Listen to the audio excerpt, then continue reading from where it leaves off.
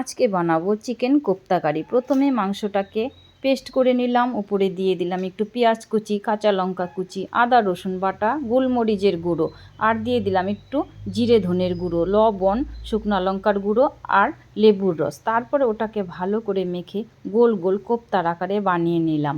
কড়াইতে তেল দিয়ে এক এক করে কোপ্তাগুলো দিয়ে দিলাম। তারপরে কোপ্তাটা এপিট ওপিট করে লাল লাল করে ভেজে তুলে নিলাম।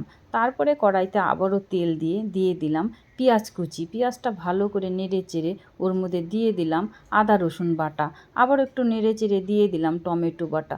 আবারও একটু নেড়ে চেড়ে ওর মধ্যে দিয়ে দিলাম কাঁচা লঙ্কা বাটা, শুকনো লঙ্কার গুঁড়ো।